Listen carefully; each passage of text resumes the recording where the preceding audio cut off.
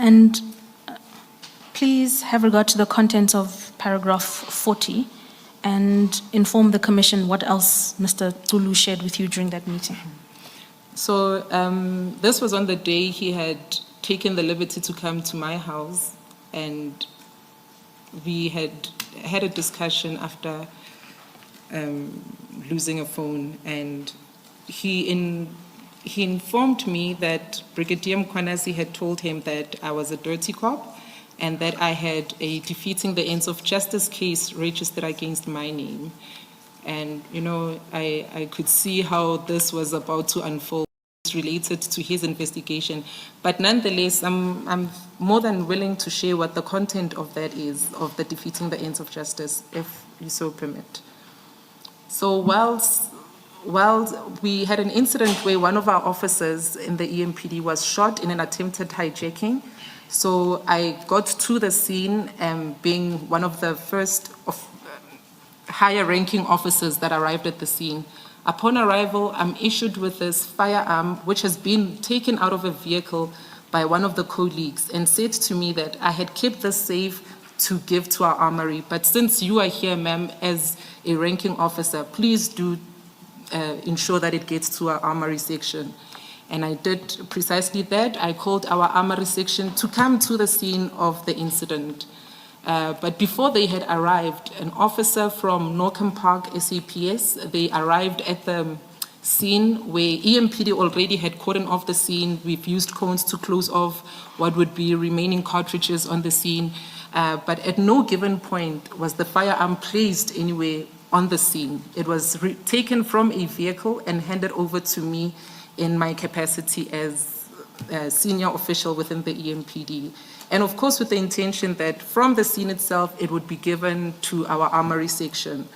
When this officer, Barbara Ferreira, I think she's a communications officer under the South African Police Services for Norcom Park, she came there and had misconstrued that the firearm was removed from the scene by myself. And of course, I only obtained it from the officer, and furthermore, the officer had explained that no, it wasn't part of the activities of that scene, and that he only kept it with him for safekeeping, and that it was given to me to then give to the armory. And I don't know what the merit of the case is. I don't even know how far it is. It's a 2023 matter, though.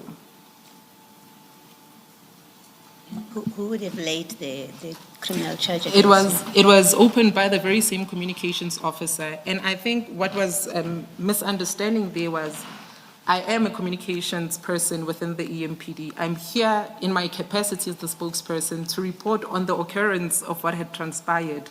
But when she comes as from the South African Police Services and having to want to make communication and just politely declining that, then it just became something of ego-testing fights that was very unnecessary. Thank you, Commissioners. Colonel Tippa, please then just update the Commission on what the status of that criminal complaint is, as you know it. It's unknown to me. The last we had met up with the investigating officer, Van Veek, also aligned to the Norcom Park detective section. We had taken warning statements. What is the outcome thereof? It's unknown to me, Commissioners. And in paragraph 41 of your witness statement, paragraph 41 on page 11, you set out some comments or reflections there in light of what Mr. Zulu disclosed to you. Please share those. Yeah, you know, it became quite clear that Brigadier Mkhwananzi carried ill wills and, you know, will do anything to discredit anybody who then comes forward and has to reduce to writing or even give statement as to the occurrence of what happened with the Blue Light saga.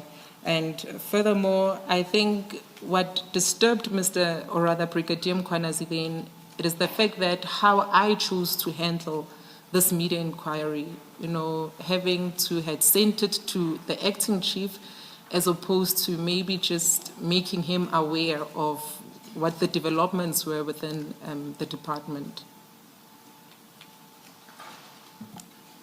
And if you turn over the page, you go to page 12 of your witness statement.